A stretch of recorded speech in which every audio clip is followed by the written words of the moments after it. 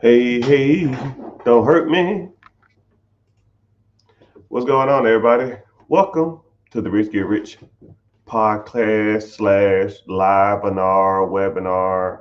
Not a webinar, but it's just me live talking and answering financial questions because, I want to be the greatest and the best person, not only on social media, not on TV, not on radio. I want to be the voice of reasoning for anybody when it comes to financing.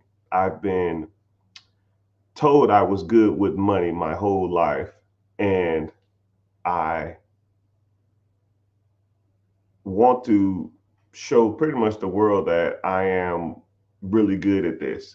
And a lot of the times when people come ask me questions, it's not the fact that they're either right or wrong. It's just the fact they just don't know. They never was taught this type of stuff. They never experienced these type of things. And then you can go to people who are, financial experts or financial advisors, and they just took a test on how to manage money. And then you listen to some of these older guys like the Dave Ramsey, you listen to some of the older guys like Robert Kiyosaki, Tony Robbins. And these guys are 60, 70 years old, and these guys are out of touch. And I feel like listening to these type of guys, and it's not relatable to a younger demographic. I'm not saying I'm young, but I understand where people are coming from on all perspectives. I don't give guidance to anybody just based off generic information that I learned in the damn 80s, right? I was listening to a Dave Ramsey podcast or something. And he said, yeah, if you want to buy a house, save 20% down and get a 15-year loan, and the loan shouldn't be no more than 25% of your income. And I said, Mr. Dave, like if you listen to what you're saying, the average home price in America is $350,000, and that's for a shit box. Let's up it to 400,000, right? $400,000, 20% down. You're talking 80 grand. You have to save 80 fucking $1,000, and then your mortgage payment can't be 25% of what you made. Let's say if your mortgage payment with your PITA, property taxes, interest, and insurance, is an average house of $400,000 is 2,200, $2,000. And that's a 30-year. Shit, what if you get a damn 15-year? Now your payment is 27, 2,800. 2,800 times 4 is comically somewhere in the range of $115,000. I don't even know what that is. Hold on, let me see. 28. I'll get my handy dandy calculator though. 28 times 4. Yeah, $2,800. He said 25% of your take home pay. That's $112,000. The average medium income in America is $54,000. So he pretty much dismissed everything and he dismissed the majority of people in America. When people say shit like that, that means they're out of touch. I can't tell somebody to save up $80,000, get a 15-year loan, and make $115,000 a year to make a house payment. That shit sounds stupid as hell. I hope somebody clip this out and tag his ass, because you sound stupid, Mr. Dave. That is not applicable. Yeah, that shit worked in 97. Not 20, 24, 25, 26. Doesn't work. I don't know, because he has multiple millions of dollars. He's making all this money from the book sales. He's making all this money from tour. That shit can work for him, but it doesn't work for everybody else, Mr. Dave. Right? And then the bad part about it is he finessing on the book. You know what? I don't hate on anybody. Mr. Dave, I wish you the best. However, it doesn't work for the average person. And that's where I come in. I give reasonable guidance that average people can adhere to. Because that's the type of people I meet every day. That's the type of people I meet on the streets. That's the type of people I meet on social media. Average Joe, medium income, want to get a house, want to own a business, want to own investment property, want to own some real estate, want to own a side hustle that makes them money. That type of shit.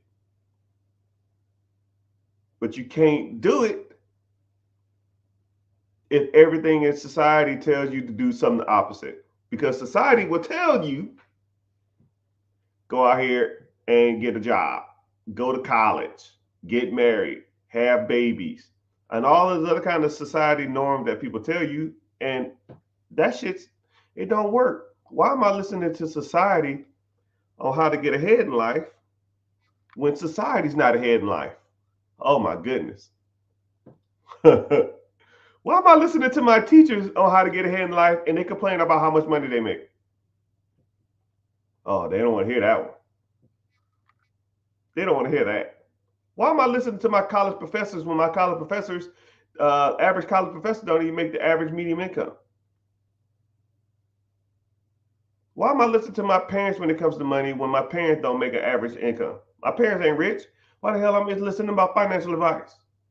How am I listening to my parents or my friends or my family, my aunties, my uncles, my cousins, when it comes to being successful in America when they're not successful? It's like the blind leading the blind. Go to school, you'll be successful.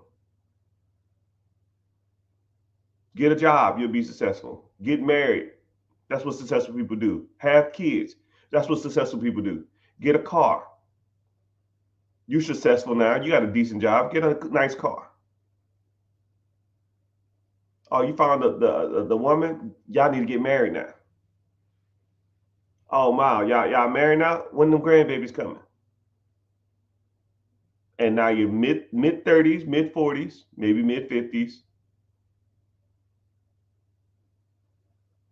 And then the wife or your girlfriend, whatever, your wife ain't working now because she got to sit at home and take care of the kids.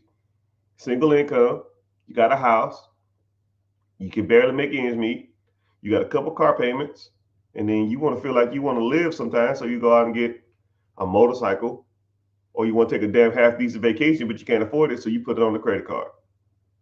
Stop me when I'm lying. I'll wait. Is it my fault that you listen to society for your guidance?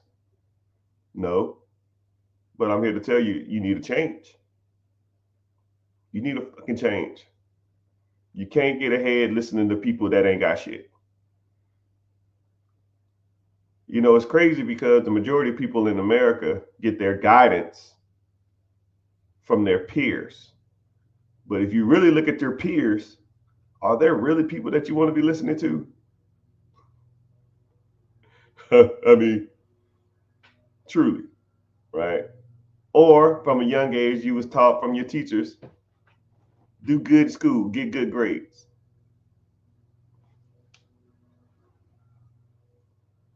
The average teacher income is $43,000 a year. I respect teachers. I love teachers, but they're the wrong people to be listening to when it comes to this money thing. And then you ever ask the teacher, "Do you do it for the money?" They say, "Hell no. I do it because I love it." Now, anybody who chooses passion over money should not be giving me a money guidance.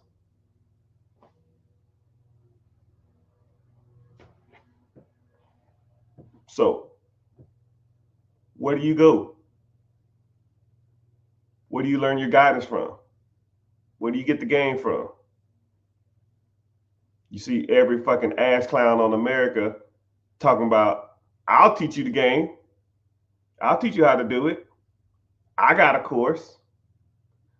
But I don't know if anybody in America has ever taken anybody who's listening to this. I don't know if you've ever did an online school that was self-taught. That shit sucks. Okay, here you go. Give me your $50, $100, $200, $5,000, whatever the fuck it is. Here you go. Figure it out. Here's everything. And so you're reading this shit and you're trying to apply it. And you're like, what the fuck? I don't even know what this is. I don't know what's going on. So a lot of courses don't work. That's why I don't do a course. People say, yo, man, you got a course or anything? I had one. I hated it. I probably sold one. And then after that, I just gave it away. Because a course gives you more questions than answers. And then let's say if there's like a speaking event. Like say if I was doing a speaking event in your city and I'm out there giving all the game away, right? You might be hyped up, let's say I charge you a couple $100 to come. You listen to me speak. I might give you some game. I might get you pumped up. I might give you a free lunch. You take a couple selfies. Then you're going to go home and you ain't going to do none of that shit. It's the truth. It's the reality of the situation. Statistically, you won't. If I gave you guidance for free online, 3% would adhere to the guidance I gave you. If you paid me for guidance, for one-time guidance, 9% will adhere to it. But if you had a system in place with ongoing training and learning on a regular basis, 87% of success. And that's what people need. And that's what I offer. It's ongoing forever. As long as you want it. So everybody's asking, do I do mentorship? Do I do any of that stuff? So that's what I do. If you're interested, click the link in the bio and join the free class. But I'm not going to harp on it too much. You can do it or not. I don't care. I still give you a lot of guidance on these free things or talking live. Just ask the questions. I'll try to get to it. I'm letting the questions build up on multiple social media platforms while I talk about whatever. And then I'm going to try to get all these questions as soon as possible. So, first question of the day. Question about business acquisitions. So acquisition and disposition. Acquisition is just a fancy word for buying something or acquiring something. And disposition is just a fancy word for getting rid of something, right? So let's say if I say, hello, I'm a business acquisition and disposition manager, or I'm a real estate acquisitions manager. Or whenever you start getting to really heavy investing, you'll see like a disposition manager in real estate or a disposition manager in anything. That means that they're just a part of the outbound system. And acquisition means they're acquiring. So I have a business acquisitions. When do you secure funding? That's a good question. So if you want to buy an existing business, which one of the things that I like a specialty at is buying existing businesses. Because if you think about it, why start anything? Because you're impressed by it, because you want a sense of accomplishment. If you started a business today, will you make money tomorrow? More than likely not. Will you make money on Monday? More than likely not. Actually, you're more than likely to be in debt on Monday, tomorrow than you are today. If you start a business. However, if you buy a business, and let's say that business has systems in place, it has management, it has point of sale systems, it has employees, it has bookkeeping, it has all levels of staff. All you're doing is paying the bills. Okay. If all those things are in place, and let's say that business makes $20K a month, 20K divided by 30 days, that's $660 a day. That means if I buy it today, when I wake up tomorrow, in theory, there'll be $660 in my account. Day two, 600 and sorry, 1,320 bucks. Day three, so on and so on and so on. Right? There's not too many products in the world or things that you can buy that actually makes you money every day owning it. It's not too many. There are some, but you have to learn the difference between good ones and bad ones. Not all businesses to buy are good. Not all of them are bad either. Some of them are awesome, and some of them are shitty, and some of them are mediocre. You got to learn the difference. But whenever you get funding, it depends.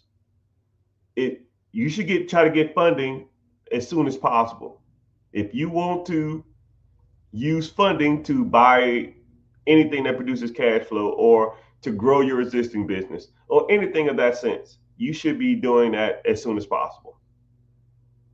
I almost tell people try to get the funding first, but be looking for different ways to different plays on things you can buy at the same time. And so for people that don't think that the funding stuff works, I always show this one. This is a brand new one. $30,000 business credit. And this is legit. It's right here. It's right there. All right. And then also for people that think this is like some old card or it's fake, here's the date.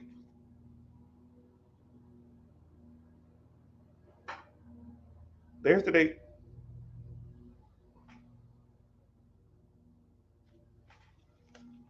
No. And here's the card. I'm not out here playing around. 30,000.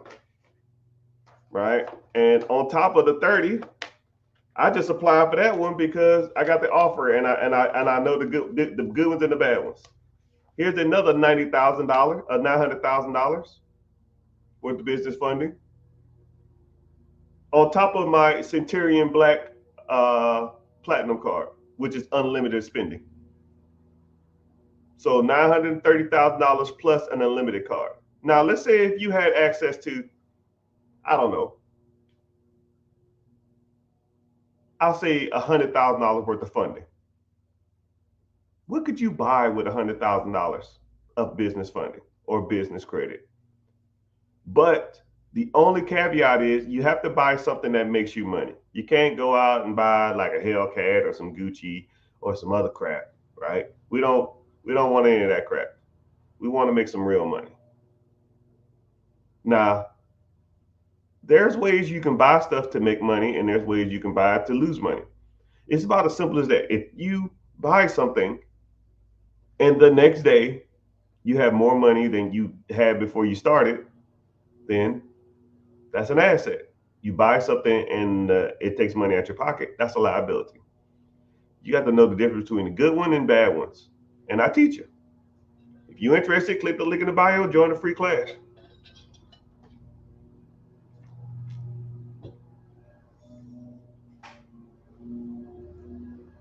So somebody said, can you speak on getting an SBA loan on a business that you want to acquire outside of the state you reside in?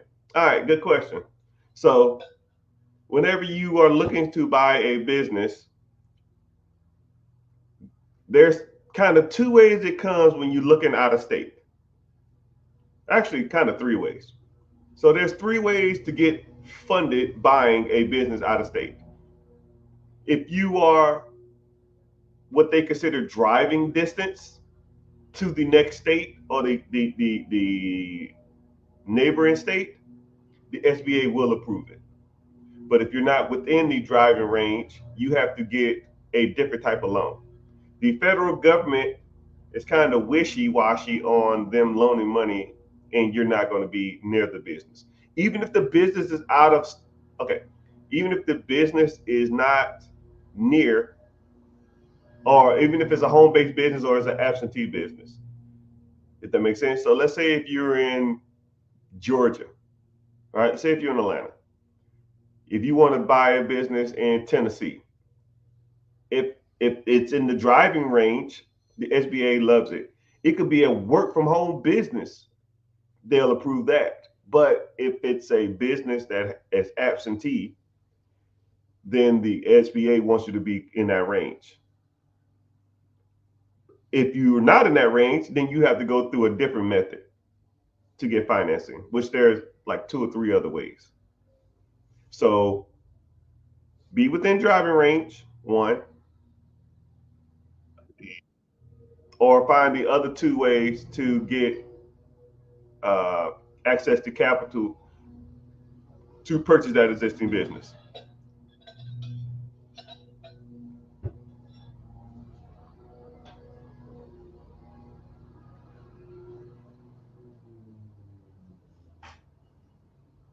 So, yeah, someone just brought up the point that there's a lot of scam accounts out there. Yeah, man, I got like 300 fake pages. I don't choose to. I don't know why they're like that. I just know that I have them. I don't want them, but it is what it is. So if you see a fake page out there, um, check if it has a decent amount of followers, and More than likely, I won't ask you for money through a DM or nothing like that. Only thing that I offer is a free webinar. And if you come to the free webinar, you'll be interacting with me. And if you want to move forward on something, let's say if you wanted to get business funding, business credit, if you wanted to uh, get the credit options, or if you wanted to do a one-on-one or a consultation or any of that stuff, I'll only do it through the webinar because it's easier for me to track who's coming through it. And it also helps you know that you're engaging with me. You're not engaging with a fake account because you physically see me. It's not a live, it's not a recording, it's me. So I always try to do that.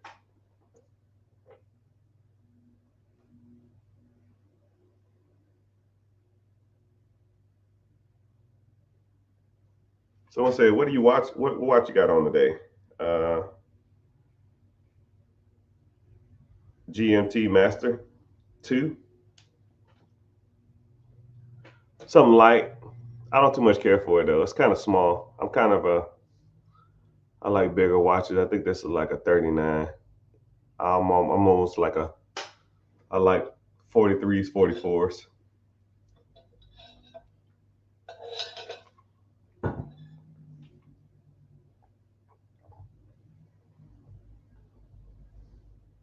Somebody said I don't know you with the beard like that. Yeah, the beard is okay. Like I said, it almost doesn't give professional either.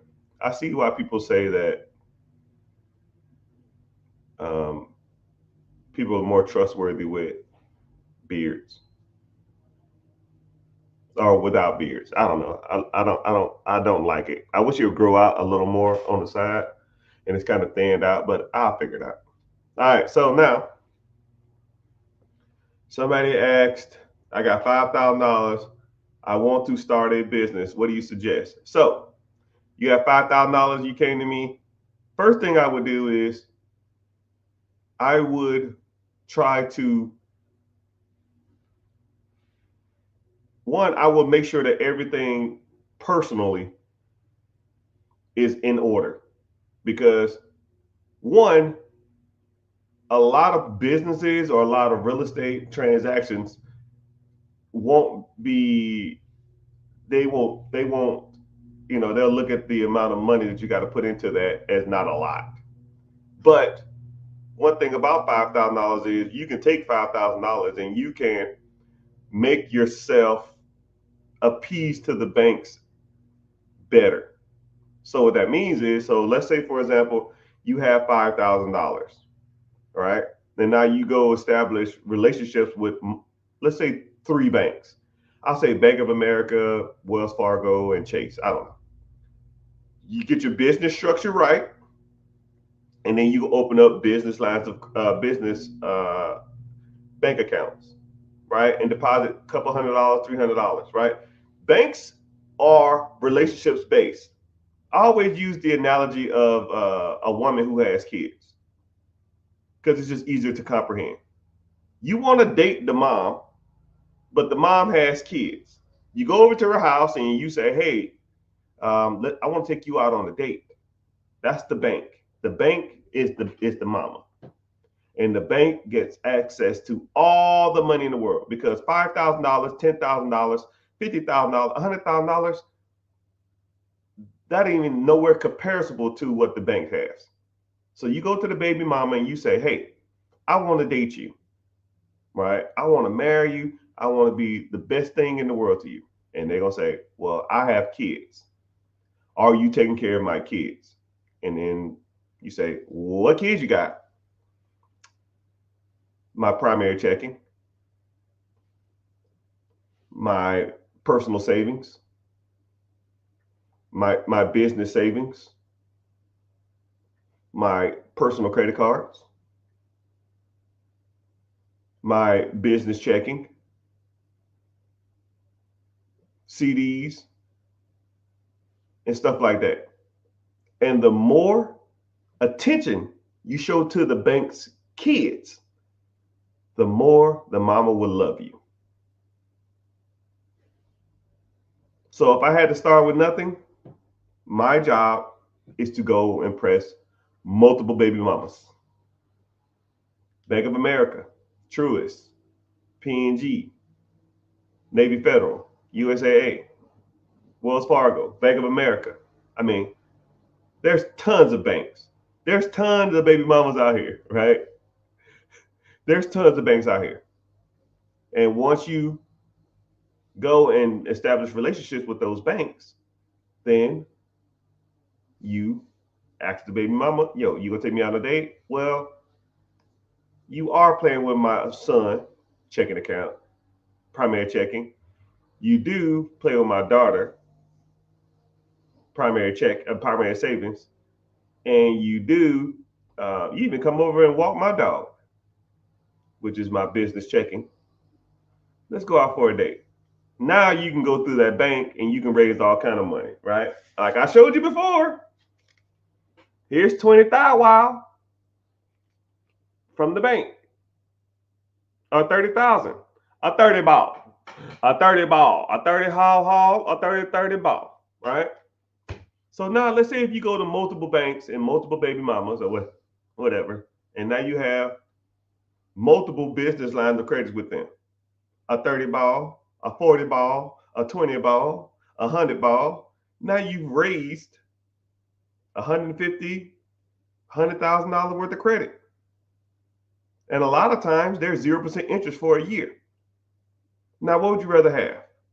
$100,000 of someone else's money or $5,000 of your own money spread out over, you know, you rather have $5,000 in one account or $5,000 in four accounts, and those four accounts gives you access to $100,000 worth of line of credit. It's still your money. You just spread out over multiple accounts. And now you go and use the bank's money, and yeah, you can buy whatever you want. Now, better question is, you say, what can you do with $5,000? What can you do with $100,000 now of line of credit from four different banks? And that's the game, people. Some of it, at least, or a lot of it. Well, not a lot of it. There's a lot of stuff that you need to learn. But no one talks about this at school. Your friends don't talk about it because they ain't damn doing it.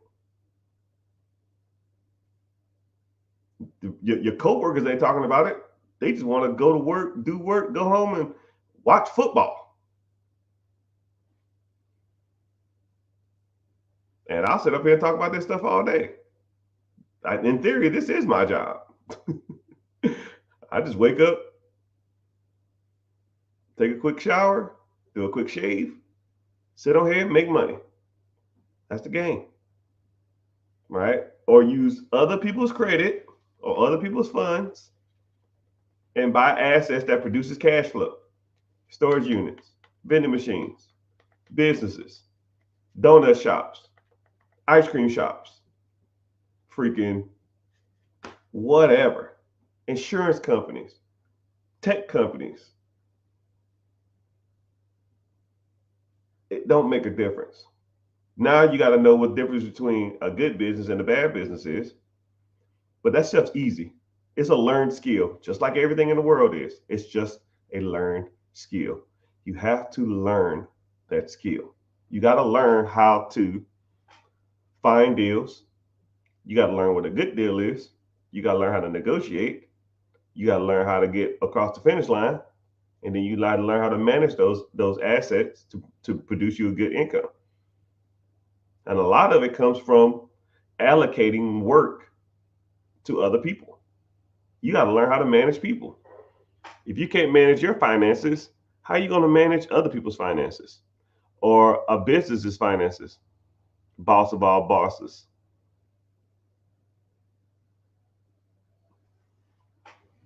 When do you secure funding like SBA? SBA funding is, you're saying it weird, right? SBA funding is not really funding, it's just a loan.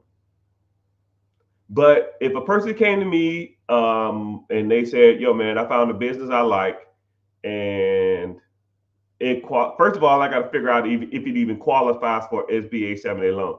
Some businesses don't qualify for a 7A SBA loan. It depends on the purchase price, and it depends on the person's down payment, and it depends on the type of business. Some businesses, I'll kind of go in a little bit into this. I don't really want to deep dive, but some businesses will not qualify for SBA loan, right? Some businesses the government will not loan money on. Some adult clubs they won't. Some like companies that deal with like weed or like a dispensaries and stuff, they won't loan on that. And there's a handful of other stuff. Like I said, I'm not gonna get deep dive into it, but there are some businesses. But let's say, for example, the business that you found does qualify for SBA, right? First of all, it has to financially make sense. Okay, so if a business that you want to buy, it has to financially make sense.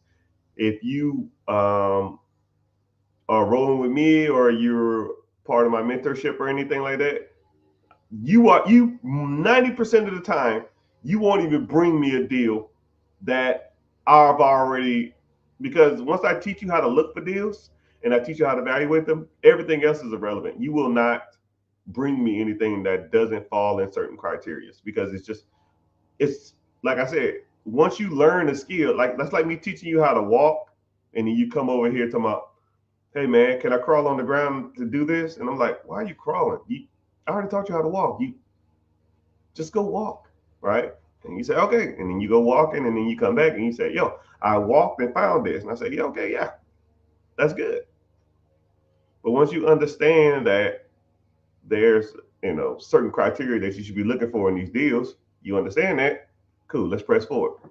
And then once you evaluate it, and if you want me to evaluate it, then what you can do is you can take it to the SBA, which I know 5 SBA guys, and they will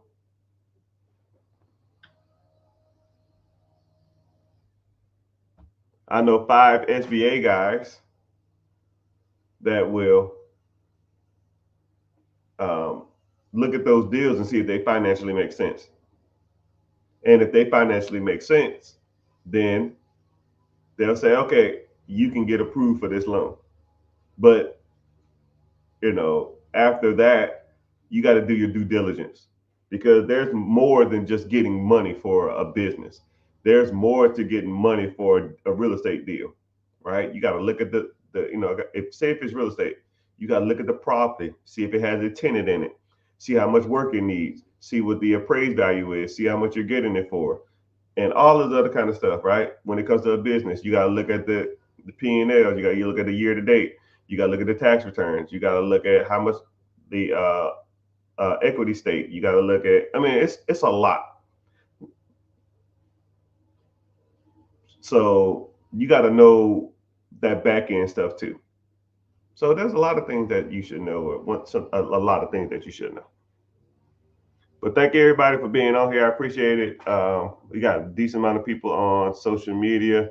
So if you're watching from TikTok and you want to come over to YouTube, or you want to come over from any other social media platform, Just go to the Rich Get Richard on YouTube and watch from there because I don't get paid on any other social media platforms.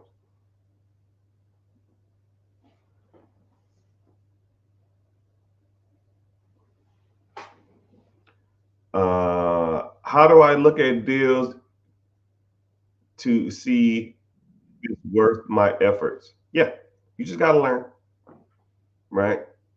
If you want to get into the mentorship or you want to get into the coaching or you want to get into a deep dive or even a one-on-one session, when I break the stuff down, I do, you know, it's kind of crazy is when I meet people and they want to learn like super in depth, or I teach like a mass class or something, I'll always ask them 5 questions before I start. And the 5 questions are like just vague questions about owning a business. And no one ever passes the test initially. Nobody. So once they pass the class, or after I teach them, after about an hour or whatever, I ask them the same 5 questions and they get damn near 80, 90, 100% because they know what they're looking for now. It's just a learned skill.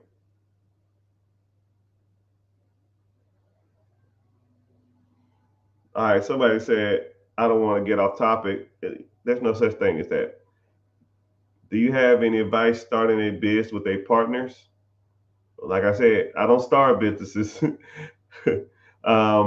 But if I wanted to buy a business, or let's say, for example, if I wanted to start a business from with a partner, I would make sure everything's in on paper and get everything, you know, signed and notary because I don't want, you know, you don't want to damn do deals with people and it come back to backfire you in the future.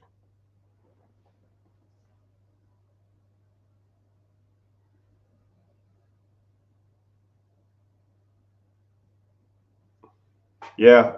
Somebody said before pre-launch, valuation pre-launch, I will make sure everybody that I'm doing a pre-launch with has the same overview of what we're going to get into and same expectations, the same work ethic, and make sure that everything on paper is spread out as far as like what we receive, what's our compensation, what's their duties, what are their responsibilities, because you don't want to say, yo man, you're supposed to do this and you didn't, and or I was supposed to receive this and I didn't.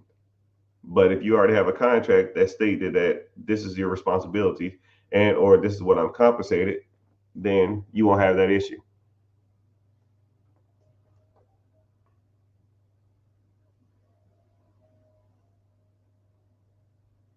Good evening, good day, good morning, good afternoon, wherever you damn checking in from.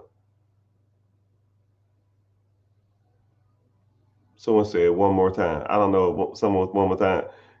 Good evening, good morning. T, what's happening? The interest rates are ridiculous now. Interest rates are, they are what they are. If a deal, this is what's crazy about interest rates. If a deal makes money, like I don't even look at the interest rates. A lot of people say focus on the interest rate. Look at the interest rate. Interest rates are high. Man, if I give you $1 and you give me back two, but the interest rate's at 99%, do I care? I mean, let's be real. If I put $1 into a bucket, I wait an hour and I come back and there's $2 in the bucket and I take the $2 out. And then I take the $2 out, hold it in my hand for a second. I put the $2 back in the bucket, come back in an hour, and I take the $2 out the bucket. Now that's $4. Do I care how much interest the bucket made off of me? Oh man, you could have made $3 on the bucket. Nah, I don't care. You could have made $2, instead of having that extra dollar. Don't care. If I put $1 in the bucket, and I leave and I come back and it's $2 in the bucket, I don't care how much I don't care how much they charge me for that process. Don't even care, right? You have to look at it like that too, especially when it comes to home ownership too. When you look at home ownership, if you're buying a house and the house payment is just as much as renting, or you can house hack and rent out rooms of the house, or get roommates, or split half the house, get like a duplex or a fourplex or a quadplex or a triplex. You live in one unit and you rent out the other ones. I don't care what the interest rates are.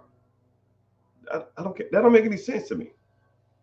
Like I did this one property. Actually, I closed on it maybe 3 months ago.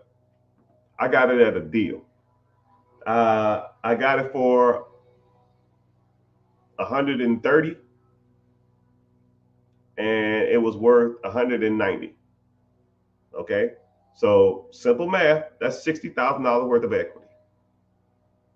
Okay, 60K worth of equity, and I financed the property at 7.5% interest. My PITA, property taxes, interest, insurance, PITI, was really PITA PITIM, property taxes, interest, and insurance, and my management fee, which is 10%. It rents for 1,700. All my fees is 1,150 or something. I'll round it up to 1,200. If I'm getting 1,700, my fees are 500. I mean, it's 1,200. I make $500 a month. Plus, I got $60,000 worth of equity just sitting there. Whenever I go to sell it or go to refinance it or take a HELOC or whatever on it. Now, how many people in here would do that deal? How many people would buy a property, have 130 into it, it's worth 190, so you make 60, rent it out for 1,700, and your bills is $1,200. That's $500 a month. How many people would do that deal?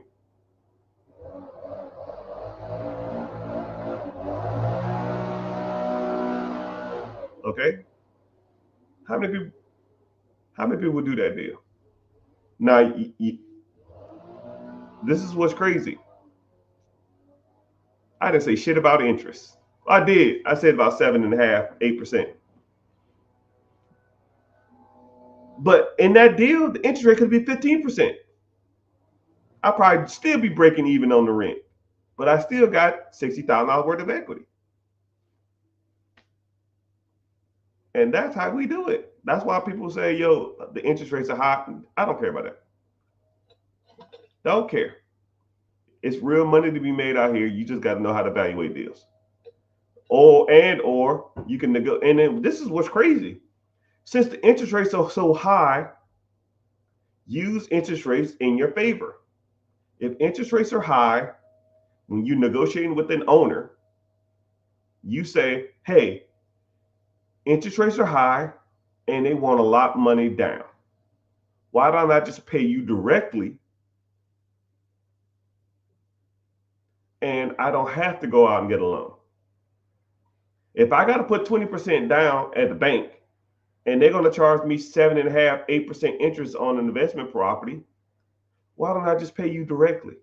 I'll give you the money down and I just pay you. That way, you pay less in taxes. I don't have to go get a loan. And then I'll balloon you out in like 5 years. So all that money you're making, you're paying less in taxes. Because let's say if I give you $200,000 cash right now, or $200,000 from the bank, you got to pay capital gains tax on that at 30% juice. That's $60,000 in taxes. Do you want a bill for $60,000, sir? Hell no. I know you don't. So this is what I'll do. I'll give it to you. I'll give you a down payment. We'll say $20,000, $30,000. And then I'll make you monthly payments. So this year, you'll pay less in taxes. And then next year, you pay less in taxes. The year after that. So in theory, you're making more money just over time. Do you what? And then you ask them stuff like, what do you need the money for? If they need the money to, buy a new house somewhere else. Okay, well, how much you need for a down payment? 20,000, 30,000? Cool, I'll give you that. Now negotiated owner financing terms. Because the interest rates are high. You see how the world gives you shit, you make it sugar, man. That's what you do. The world is full of crap, and you got to make the good from it. Interest rates might not be good. And then I have a paid off property in 8 years or something. And then if I want to go refinance, then I can go pay them a ridiculous interest. But now I'm just getting all that money in a refinance since it's debt. Now I don't pay capital gains tax on my refinance. Wow. It's almost like someone knows what they're doing. Would you advise against closing a business that no longer generates money with? Probably not. One is I don't know what kind of business it is, so it's kind of hard to say what I would do. One, I don't give advice either. So this is just my opinion, right? Just my random old internet opinion. So no. One, two, somebody might can turn that business around. I don't know how much energy, effort you've devoted to the business. You can sell it to somebody else, but if it's not generating any money, more likely no one's going to buy it because it ain't generating money. And better yet, why isn't it generating money? Have you done everything humanly possible for this business to either fail or succeed? You've been working on marketing. You're working on advertisement. You're doing direct customer letters. You do like newsletters. You do freebies. You do. I don't know. I don't even know what kind of business it is. That's like a super vague question. But the answer generally, if it's, I don't know if your overhead is negative, equal, or greater. Meaning that, let's say if your overhead to operate this business is 10K. If the business makes 10K, you're just a wash every month. It doesn't make anything. Businesses like that, you can kind of turn around. If you're just breaking even, right, you can kind of turn some of them around. I mean, and also too, if you have 10K worth of expenses, but you're only bringing in 8,000, meaning you're losing $2,000 a month, then those are a little more complicated, right? No business can sustain losing money every month. None. It's almost comically impossible. And if your overhead is 10,000 and you're making 11,000, then that's a profitable business.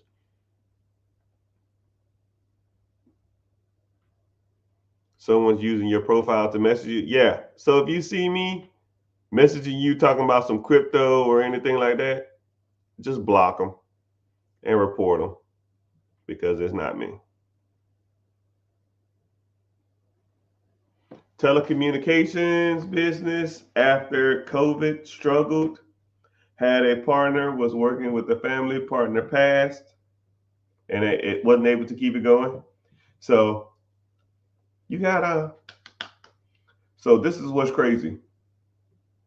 The business that you're talking about was, I'm real big on systems. If a business cannot thrive without the individual, without a particular person. So I'll give you a great example. Y'all know who, I won't say David Copperfield. You know who Chris Angel is? Let me think. Chris Angel. David Blaine. Okay. If David Blaine's business model revolves him touring and then David Blaine dies, then that's not a business no more.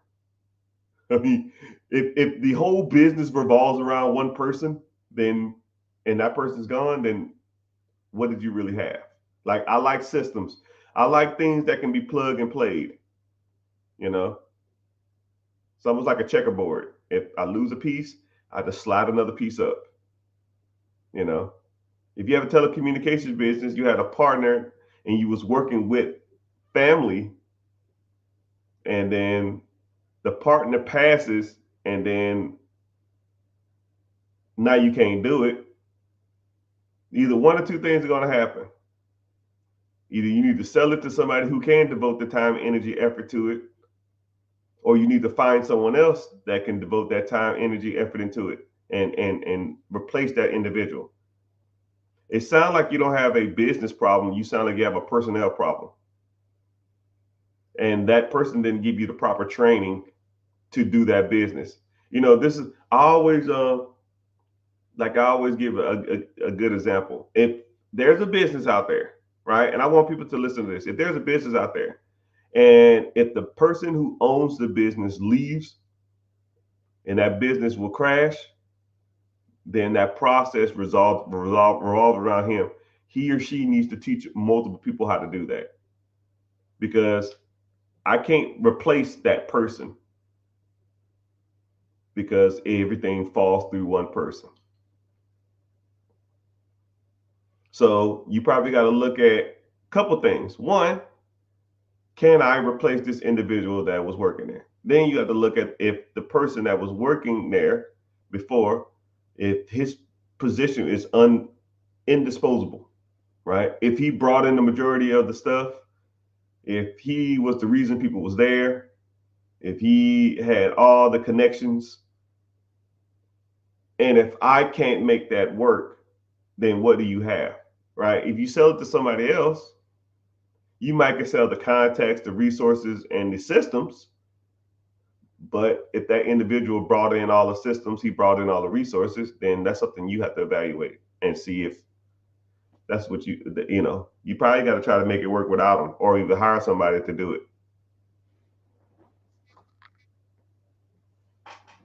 But that's a good question. I don't want to guide you too much and too in depth, but it's like I said, still, like I don't know what no money brings in either. That's like a weird statement. Zero income. Do you bring in? It says don't bring in any money anymore. Are you losing money? Are you breaking even? Or you just not bringing in as much as you want? Right? Because all those answers have different results. If it's not bringing in the money you want, right, you might got to do stuff to generate more money, and or sell that process to somebody else if you don't want to do it no more. Or if it's breaking even, you can still sell the process. Or I don't know if you have employees, you don't want to get the employees fired, but you probably got to start working on ways, maybe a specific business consultant in that area. But if it's losing money every month, no person should own anything that should be losing money every month.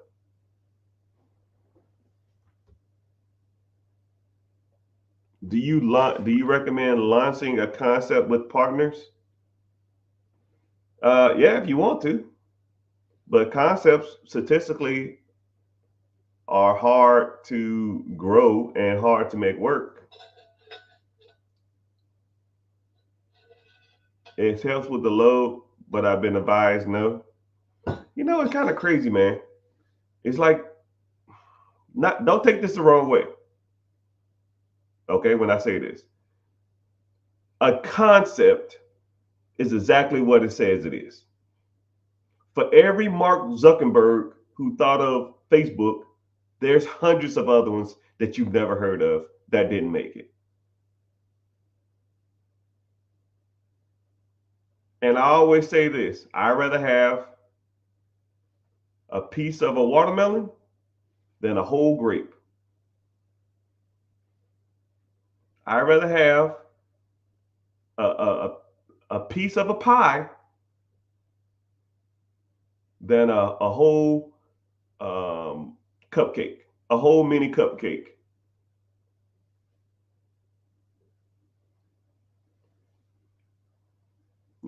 Think of it like that. If anybody's going to help you launch, get ahead, grow a business, put it in the clause to help them be compensated for that. It can still be your baby, but it's grown exponentially and you got help doing it. So I'll give you a great example of that. A awesome example of that. Okay? I want to see what y'all think. Amazon was started and founded by Jeff Bezos. And he had to raise money through investors. And he had to dilute the amount of money he had in the company or how much equity he had in the company. Anybody want to take a stab at what percentage Jeff Bezos owns of Amazon now? Right? I'm gonna look up the answer because I know it, but I don't. But I want to always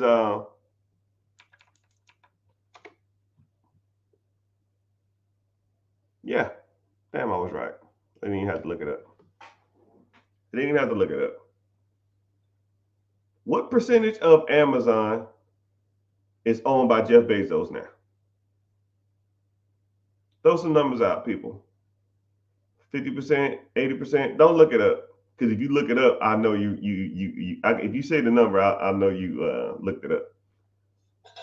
I read this a while back.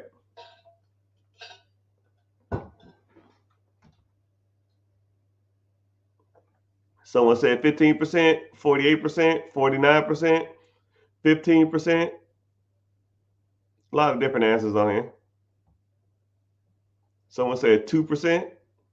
Damn, 2% of Amazon? That's low. The answer is, someone said 75%, 75%. The answer, I thank y'all for commenting too. I appreciate it. The answer is 8.9%.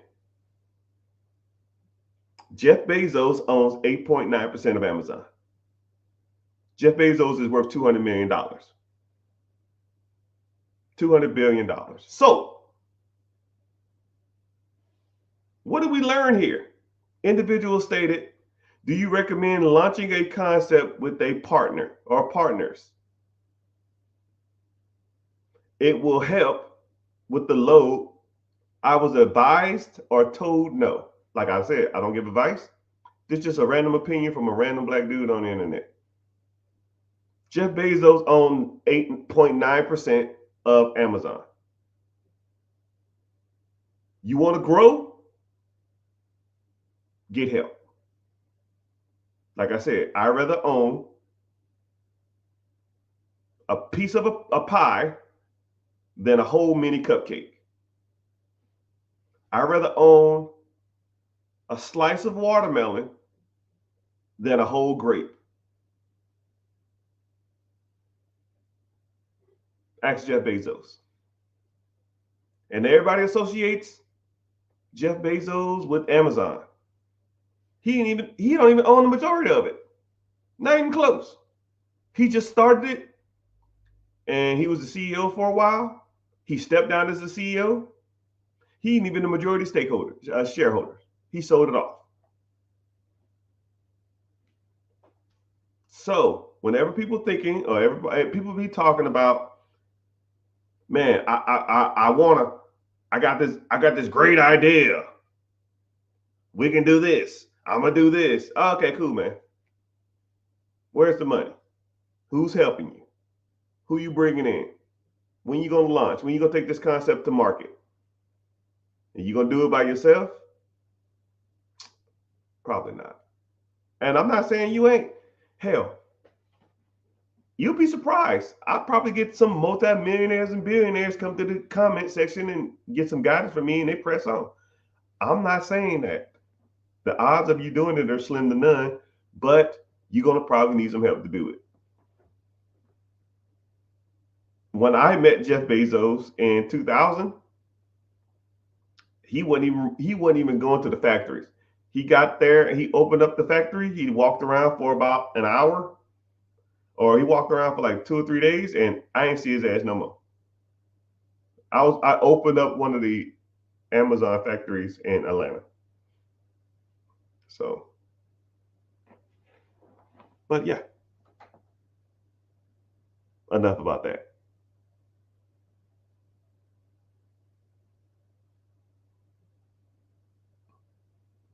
Yeah, it's crazy to think that Jeff Bezos only owns 8% of Amazon, 8.9. Now, if you want to fact check me, you can Google it, which I just did.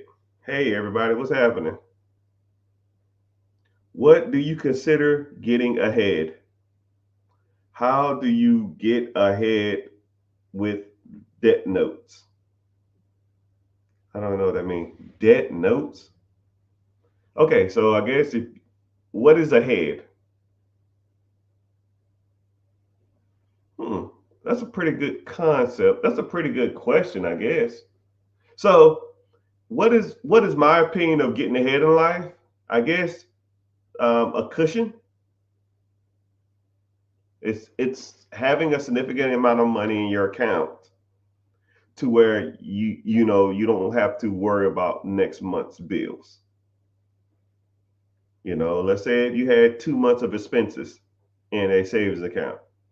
Let's say if your overhead every month is $4,000 and you have $8,000 in your account. You got 2 months ahead in a savings account or a checking account. That's a cushion. You're getting ahead. But you still got to do debt servicing. What's crazy is about debt, you have to figure out better ways to get out of debt and easier ways to get out of debt and faster ways to get out of debt while also while also maintaining your lifestyle, which that's where the problem comes in. People want the cake and eat it too. People want instant gratification. People don't want to sacrifice. You know, just like for example, if I told you that you don't have a income problem, you have a spending problem. A lot of people, first of all, they don't want to be self-identified as having any kind of problem. A lot of people think that they don't have a spending problem either. But if I looked at your finances, I looked at your checking account, I looked at your debit card account, you got issues. I know you do. Right? I'll even give you one example. Eating out. You know what the average meal cost in America is when you eat at home versus the average meal cost when you eat outside? Let's start with that one. What is the average cost to eat in? Family of four in America. Family of four in America, average food cost. Throw some numbers out. The average food cost to eat at home in America is, did I say eat out or eat in? Right? Did I say eat out? Okay. Okay. I'll say eat out. I don't know what I said. What is the average cost for a family to eat out in America? Average. Someone said McDonald's. I don't know what. I don't know. Not eating at home. Someone said $75. Right. At least this is what the data says. I don't think it's correct, but this is just what the data said. One day I looked it up.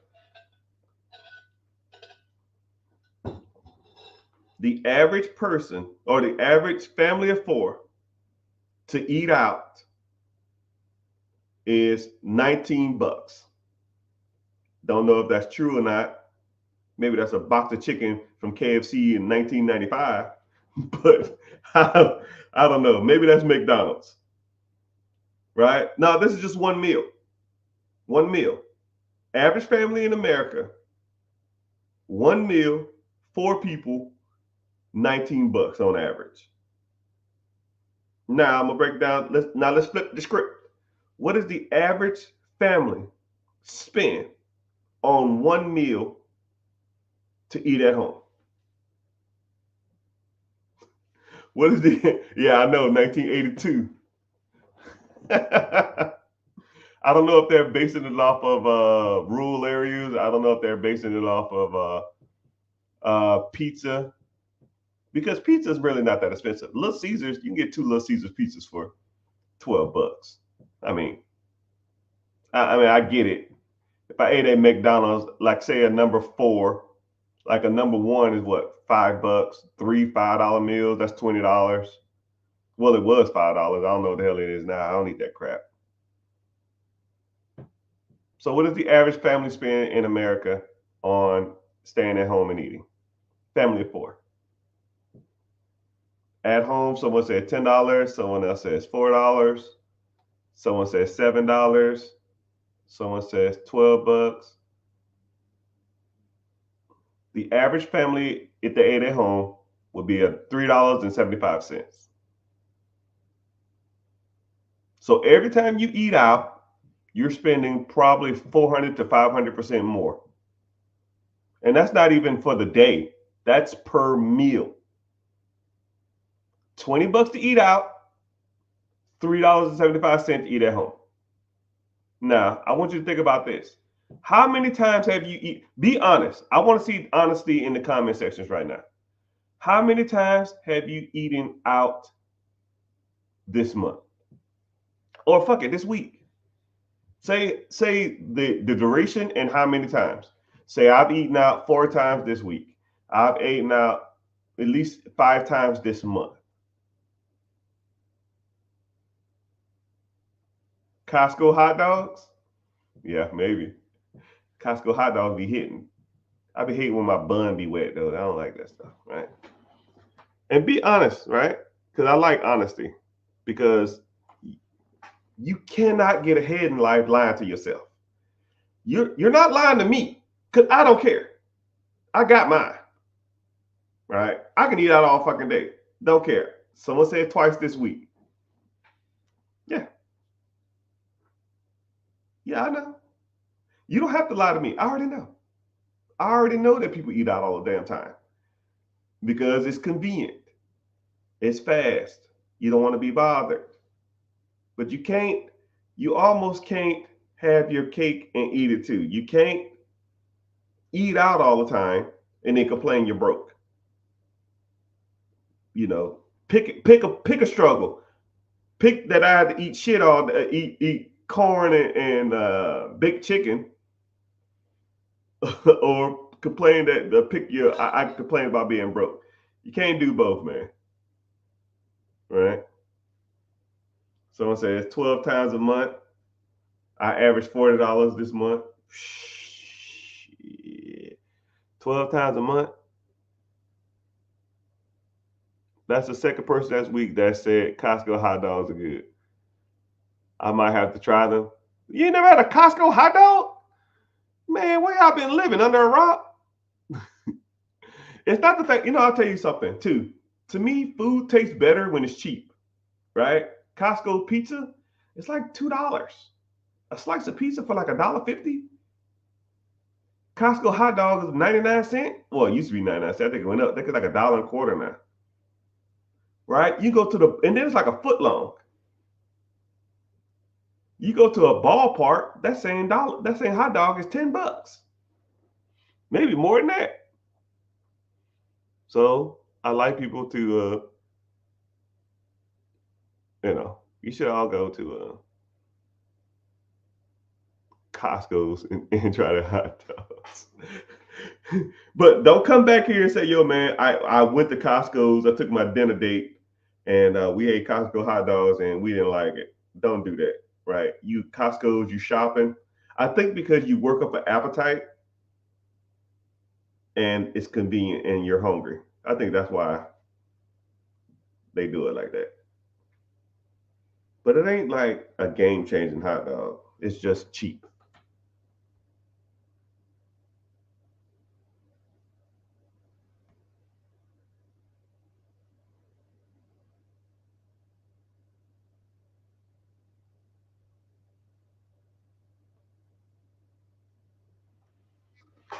Someone says, If you're working 80 hours a week, you're making $20, $30 an hour, should be the first three steps if the company has a 401k.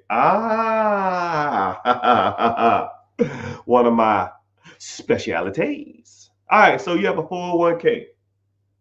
First thing you should do is go to your human resources management department, probably the ones in charge of your 401k, and you ask them, is your 401k match?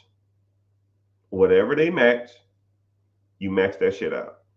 If they say they match 5%, you put 5%. If they match 2%, you do 2%. Whatever they match, you match. What's crazy is I was talking to a guy, and he said,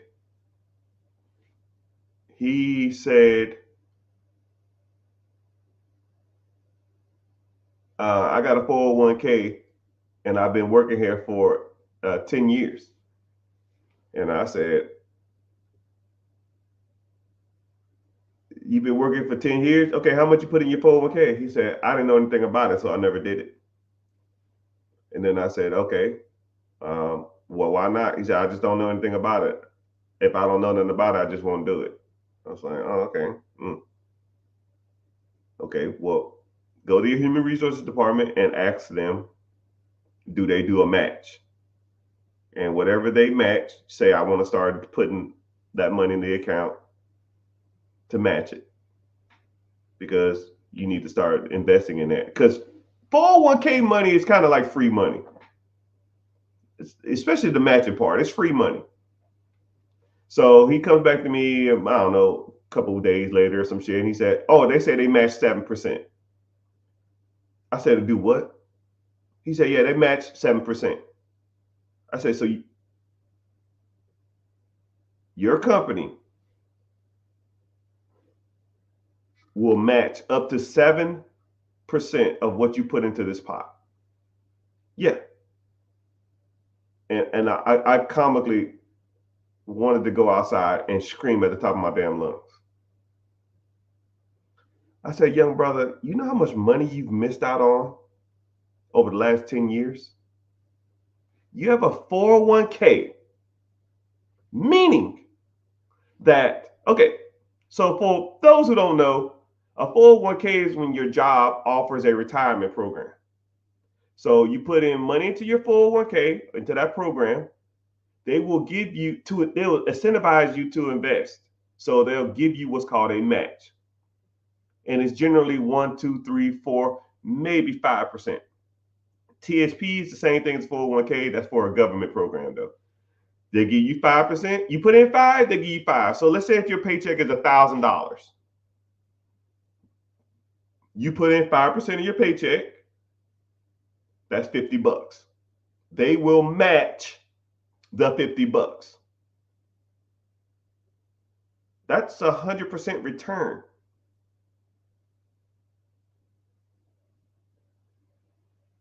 This is third grade math, people. If I put in 50, you put in 50, that's 100% return.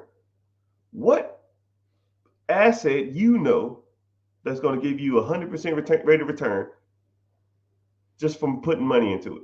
There's not a lot. There's not a lot. Well, Mr. Richard, I don't know if I'm going to live to be 65. I know you're alive now. I'm not going to help what happens in the future. We're here now. What's the play? What do you want to do? Because I hear that shit all the time. Well, I don't plan on working for him forever. I didn't say that. I don't even care. You put 50 into the bucket, someone else is going to put $50 into a bucket. This is a no-brainer, people. And then that's not even compounded interest. You put 50 into the bucket, they put $50 into the bucket. Now you got $100. They put the $100 into the stock market. Now the $100 is going to make you on average 10.1% interest every year. So now your $100 then made $10 year one. Now your $110 is going to make $11. So now you're at $121. Then you'll be at $12 at 10%. So now you have 133, and so forth and so on and so forth and so on. You're making interest on free money. I don't know why everybody doesn't do it. It's free money, people.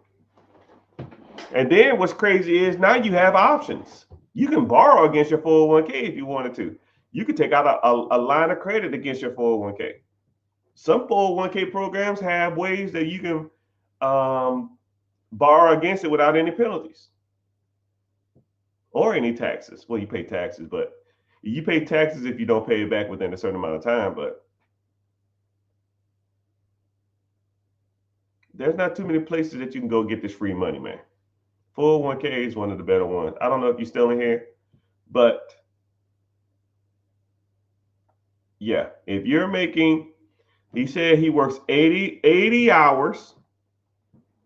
And then this is what's the crazy part about it is the individual who said they matched 7%, he was making about $105,000 at his job.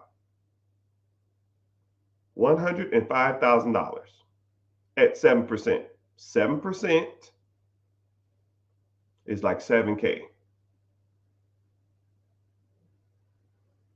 7K matched. You're talking $14,000 a year. $14,000. I'll put in my handy dandy calculator because I put it in before, but I'll put it in for y'all because I don't remember the numbers. So if he puts in 7K,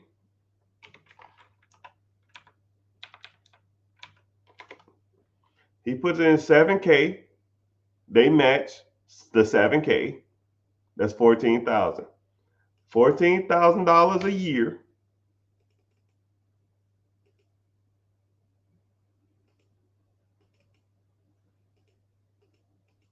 Actually, it's more than that. My math's off.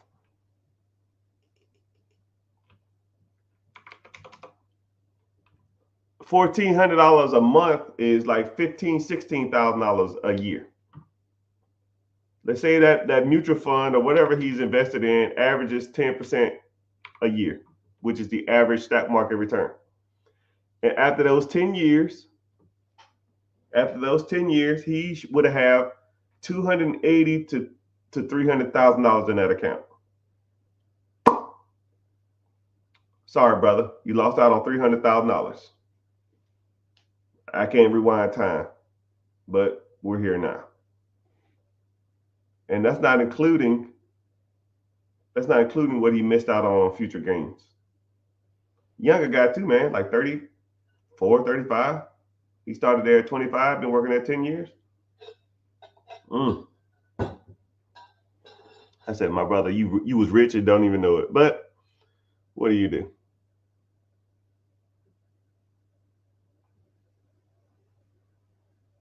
Someone says vending machines. All right, so I had multiple vending machines and or I don't even know what you want to call it. It was like a snack bar for an office. And that snack bar office vending machine, it was doing some serious numbers, man. But I mean, economically $50,000-$60,000 a year. However, it takes a lot of time. You got to devote a lot of time to stocking that shit up. And that's not including perishable items. That's not including refunds. That's not including your machines not working. That's not including hiring people to help. It just takes a lot. And if you're going to put that much time, energy, effort into it, you might as well put your time, energy, effort into something that produces more money. But some vending machines aren't that bad though, especially if it's close to you or you have multiple locations in a close proximity. Let's say if you live in a bigger city and you have 8 different machines. Yep, 8 different machines and a square 50-mile radius. It's gonna take you half an hour to get to the machine. It's gonna take you an hour to stock it, or half an hour to an hour to stock it, and then another half an hour to drive to your next location. Let's say you have 8 machines. It's going to take you half an hour to get to one, a half an hour to stop. You got to do that 8 times a day. That's 8 hours, not including traffic. That's not including going to buy the stuff. So you probably factor another 2 or 3 hours. Actually, probably a little longer than that. You'll be surprised how long it takes to go buy the stuff to fill a vending machine. Right. One thing about Sam's and Costco, though, you can go on their website and you can just order the stuff online and they'll pick it for you and they'll just have the stuff ready. I mean, it took me about 6 months to realize that they was doing this. And after, I wish I had social media then to where I could show y'all how much stuff I was buying and while I was putting in my little Prius. Man, that was some good content. Man, man, I was dropping $2,000 a week in that damn place, man. Now probably about $2,000 a month. $2,000 or $3,000 a month in snacks. It was a lot. A lot.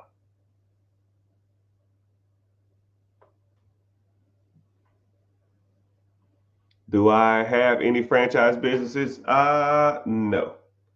I generally don't like franchises, but they have the ups and downs. If you like systems, and so franchises have the ups and downs, right? I've just never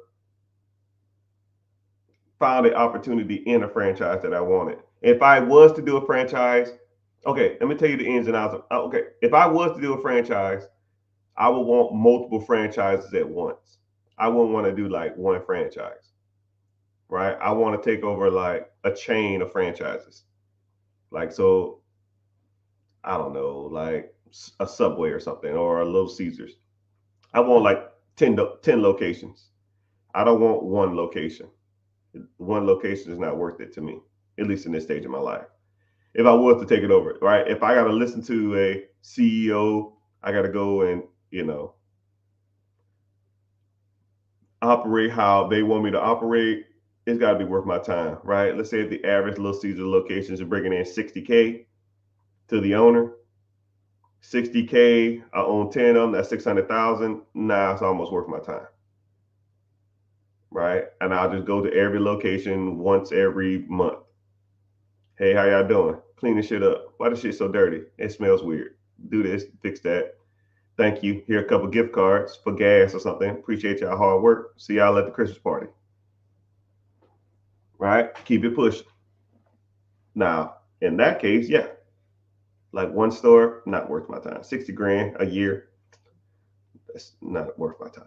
To have to hear some fucking CEO and some dude. But one thing about, okay, I'll give you the pros and cons about franchises though. So one thing about franchises that are good, if you don't have no clue what you're doing, or you're not good at managing people, you're not good at systems and stuff, get a damn franchise because they have all the experts you need. They have the accountants you need. They have the tax specialists you need.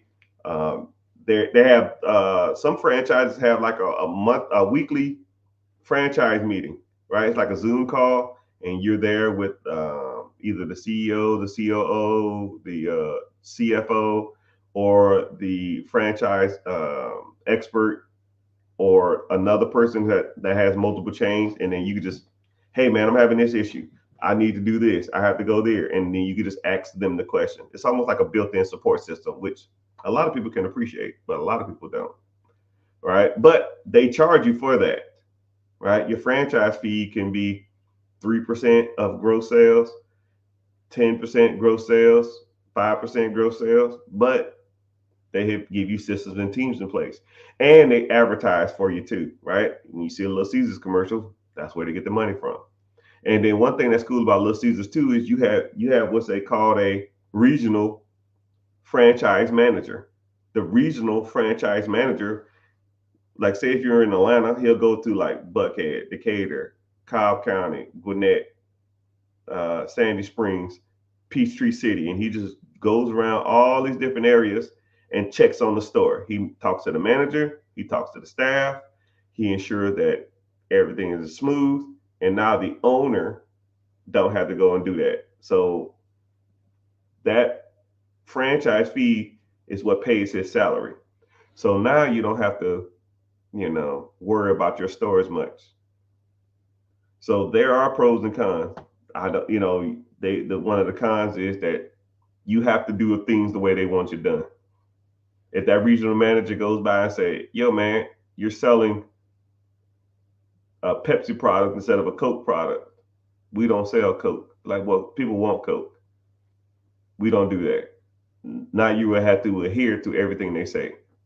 Or a lot of people, if that Little Caesars or something is right by a college, and the games get out at a certain time. Let's say they have a lot of night games, and the games get out at 10 o'clock. But you're told from the regional manager or the district manager or the franchisees or Little Caesars headquarters saying, "Yo, man, you can't be open past 10." He's like, "Well, my demographic state that I should be." It's like, "Well, I don't care what your demographic state.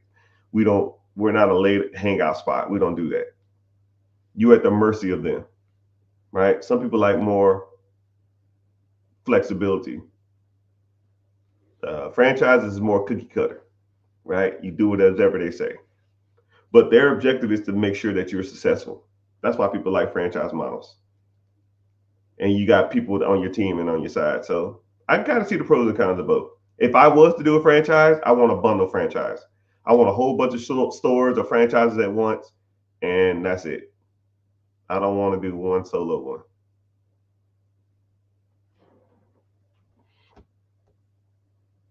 Where's the link? Link to what?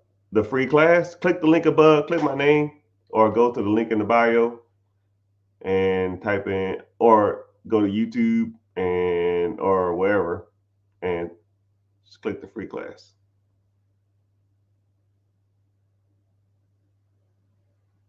What are your thoughts on a real estate course that costs 7K? It's more okay. I'm gonna be transparent on this, man. There's people on these apps that I get asked, is their stuff worth it?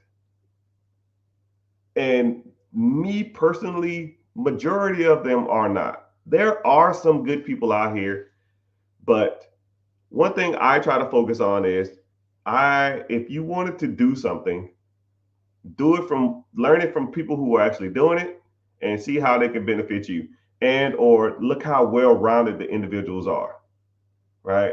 I don't want to work with people who are out of touch when it comes to this stuff, right? If I'm on social media and I'm flexing a whole bunch of cars and I'm flexing my boats and flexing my houses and I'm really truly not talking about the shit that I want to learn, then why go through that person, right? But think about it like me, right? And I hate to plug myself, but I wouldn't be doing myself any justice if I didn't plug myself. You people come on here and ask me questions for hours on end, and I don't shun the questions away. I don't pick and choose certain questions. I answer answer every question on here, right? And I'm giving y'all this for free. Imagine what you would get if you signed up. Think about it like that. And then not only do I focus on real estate, right? I've made majority of my money initially in real estate. I've been buying properties since 2008. And then we can break down, some people focus on Section 8. Some people focus on syndication. Some people focus on Airbnb. Some people focus on BERT. Some people focus on lease options. Some people focus on sub 2. Some people focus on wholesaling. Some people focus on bird dogging. Some people focus on bird strategy. Some people focus on fix and flip. I do them all. I mean, why focus on one way to skin a cat when I can skin the cat 100 different ways? I mean, and then a lot of that shit's overpriced. A lot of that shit you can just Google. But what you want is somebody to walk you through the process. And that's what I'm good at. You have a question about something, You come to me and ask me directly, right? I know people that have programs. When you sign up for them, you get their team. With me, you don't get no fucking team. Well, you get the team, but you get me. You see my ugly face every week. And I'm asking you the questions. Did you do this? Did you go here? Did you do this? Did you do that? If the answer is no, then it's your fault if you don't be successful. But it won't be mine because I'm going to tell you what to do. You better take notes and listen and pay attention. Some persons came to me the other day. It was like, yo, man, every time I come to your class, I'm already tired from the day. I'll say, yep, I don't give a fuck what you are, right? You here to learn. Let's learn. Do this, do this, do this, do this, do this, and let's go.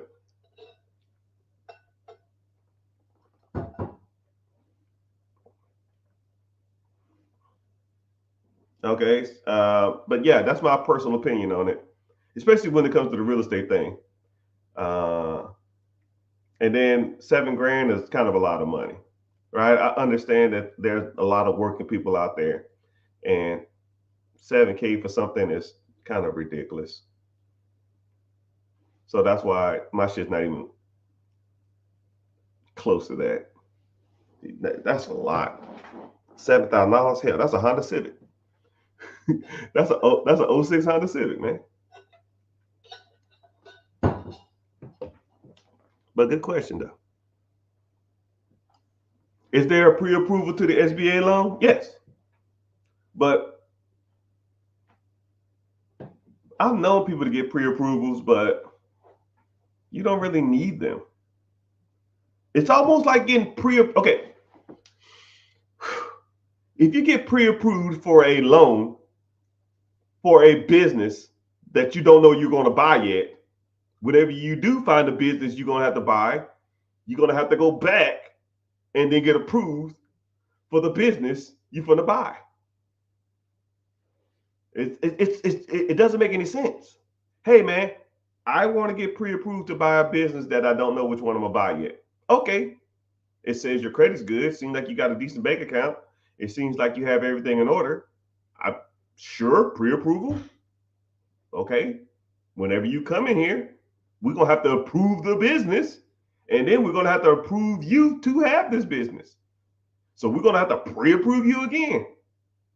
So I guess if you want to get pre-approval,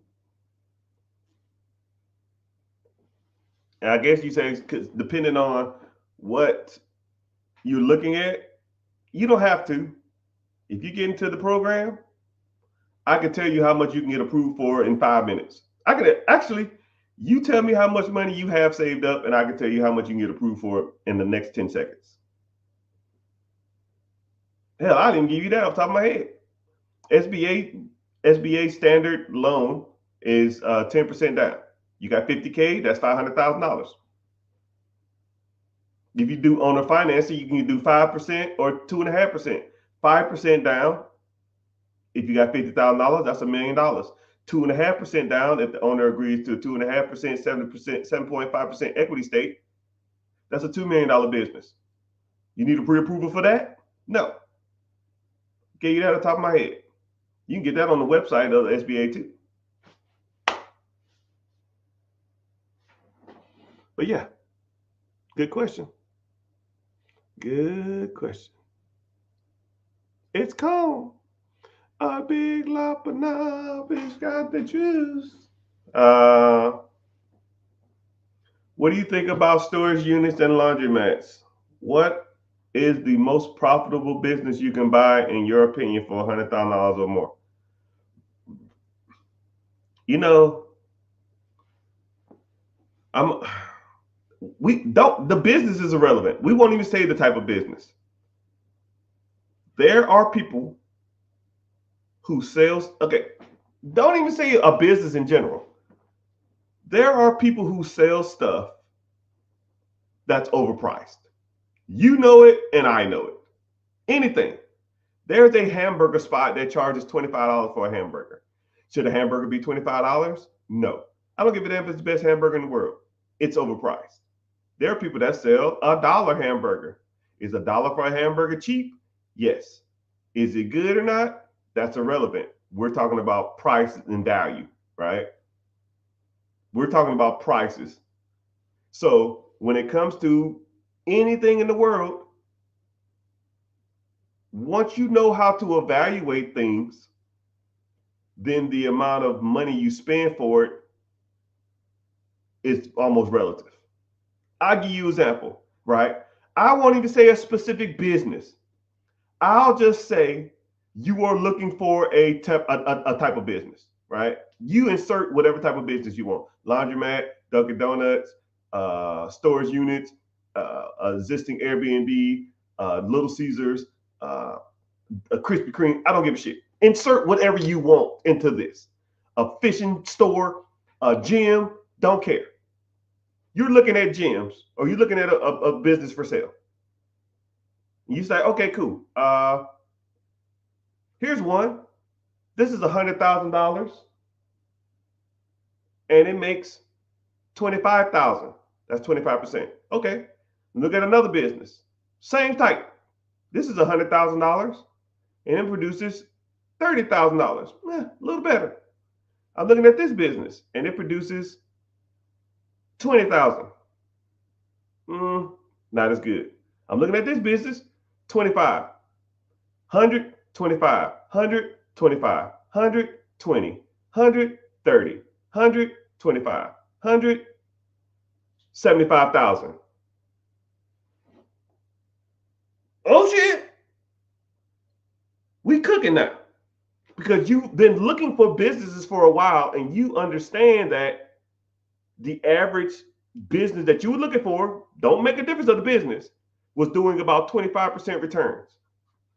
Asking price versus cash flow, or asking price versus how much it makes. 25%. Now you found one that's 60,000. So 60% return. 70,000, 70% returns. Hey, how you doing, sir, ma'am? How you doing? What's going on? Why are you selling this? Well, I've had this business for 10 years and I'm just ready to be done with it. Do you say, hey, why is it cheap? They're just done with it. They don't care. They made their money off this shit for years. So, better question. If there's a business for sale that you want and it's doing the numbers that you want it because you've been evaluating for a couple weeks now, a couple months or whatever, you found one. Do you have the ability to purchase? Do you have the credit to get the funding? Do you have the skills to negotiate owner financing? Do you have a down payment? Do you know what a good business is? It might make sense financially, but everything else don't make sense. Maybe they're blowing smoke up your ass. Do you know what a good business is? Do you know how to check and see if they're making $70,000 a year?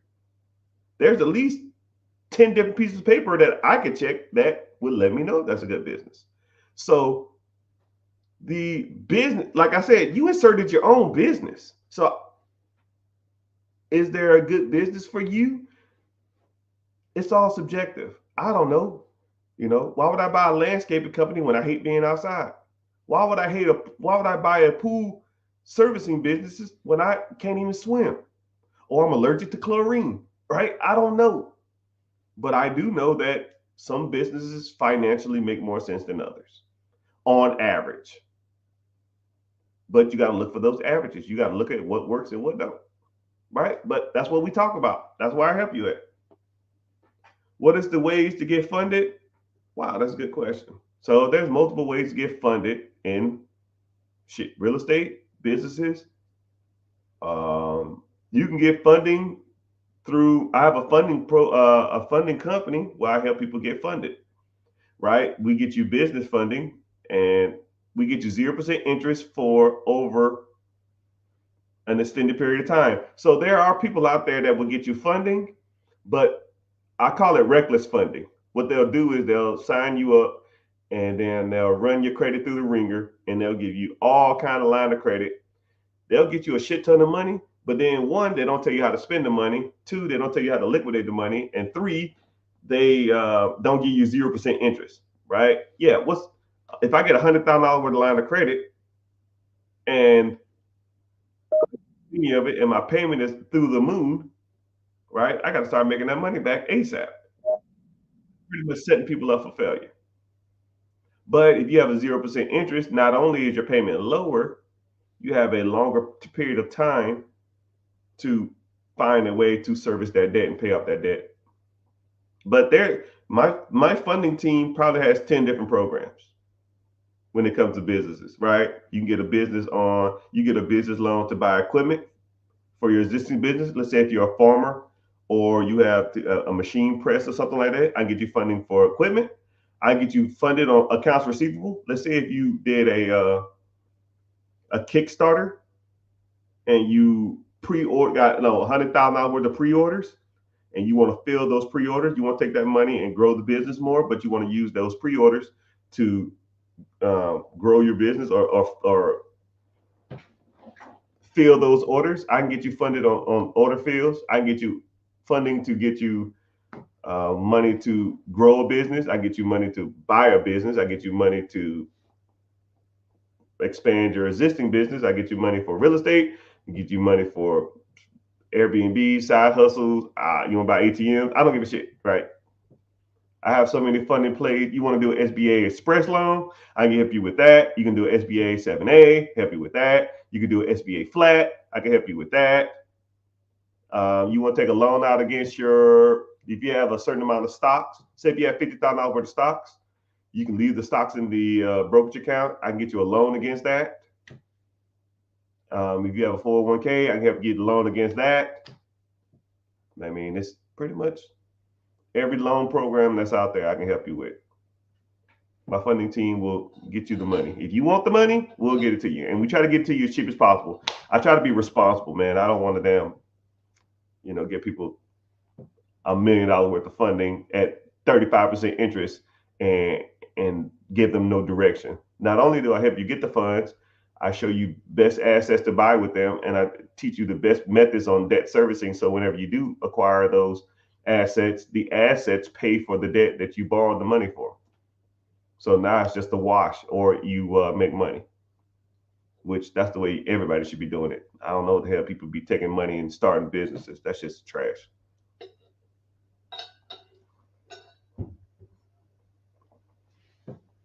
I need absentee. Where can I check in with the general manager? I don't want to buy a full-time job. I'm trying to get away from working 70 hours a week. Where can I check in with the general manager? Wherever you want. I have the way I do it is all my general managers or managers of any system I have, they have my direct number, and or I communicate with them on Slack channel. So I go to Slack. Slack is just pretty much like Microsoft Office or Microsoft Teams or something like that. You just go in there, you put a message in the chat. There's a chat for all the managers if they want to talk to each other. There's a message for me directly. There's a message for CPAs. There's a manager for the accounts, receivables, accountants, and all kind of stuff like that. So, we just get on there and chat, and that's how we figure stuff out. But I rarely talk to people though.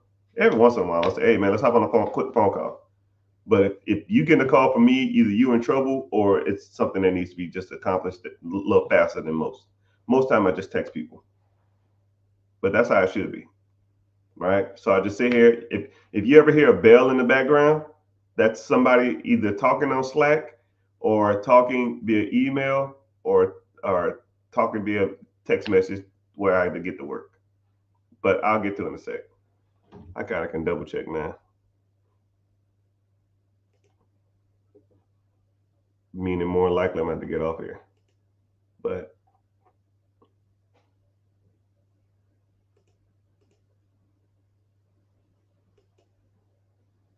nope. Let me see. 1, 2, 3, 4.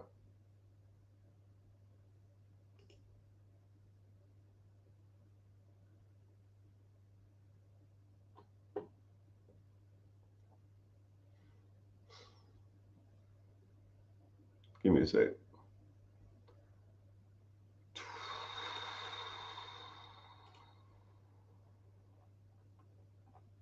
I should have married Mary Kate and Ashley. But I do so much emailing that I pretty much made a quick response because I already have things that I'm already going to say to people.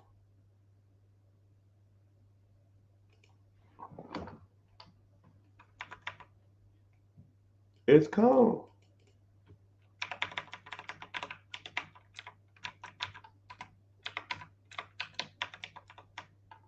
Come on now.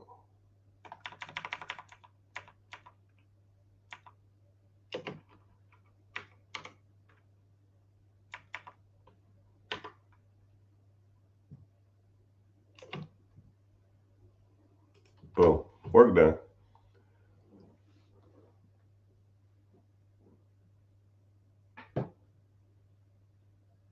That's where you come in, right? A mentor who knows? Yeah, I guess. I don't know what question you say, but I think you was talking about the absentee businesses. Yeah. And then I also focus on, I call it the four pillars. And I'm in the process of writing a book on this, which I need to start, but I got the concept down, but I just need to sit down and do it. Four pillars, right? Credit, investing, real estate, and ownership of cash flow producing assets. And we focus on that a lot. But once you understand and master those four pillars, you will have a better grip on a lot of the financing of your life. It's pretty nuts. He's not answering on TikTok. What do you mean? Ask the question.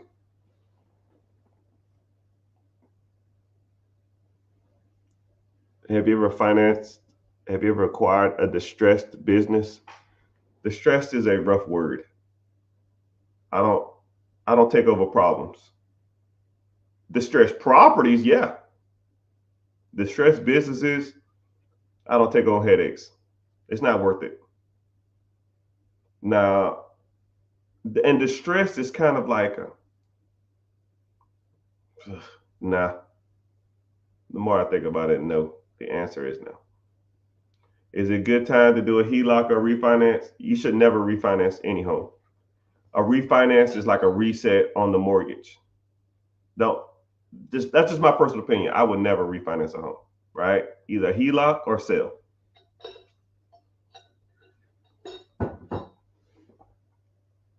Unless you do a portfolio loan, a portfolio refinance. Now that might be a little different, but depends on how much equity you have in the property. But I don't need to refinance anymore because I'm out of refinance. I'm beyond that. I hate restarting my mortgages unless you did a hard money loan or a private money loan. Like that's the only time you should be refinancing.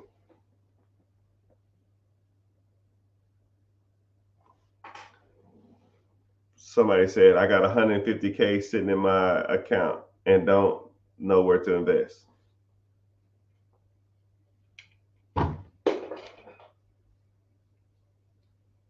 Come to the free class tonight. We'll talk about it.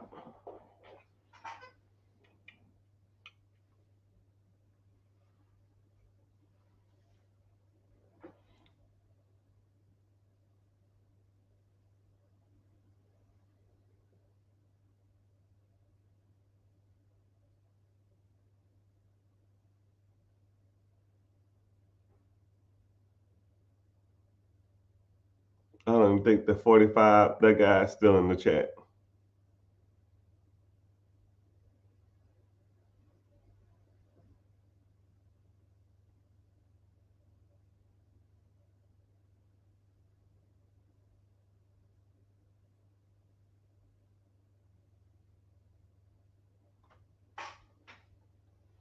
But as far as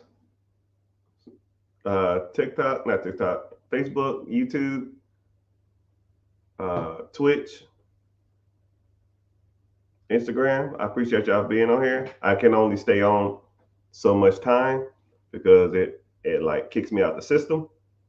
But I appreciate y'all being here. I'll probably get off and then come back on because it just has to reset. But thank y'all for being here. If you're interested, I have a free class. Click the link in the bio, join the free class, and We can go from there. Make sure you subbing. Support is free, and turning your notifications on every time I come on. You can come in here and get some value, and think of the questions when you're out and about, or you see some opportunity, and you like, man, I think about doing this, man. This ain't bad. Bring the questions. Hopefully, I can get you guided and pointed in the right direction. Right. All right. YouTube, Facebook, Instagram. Later, dudes.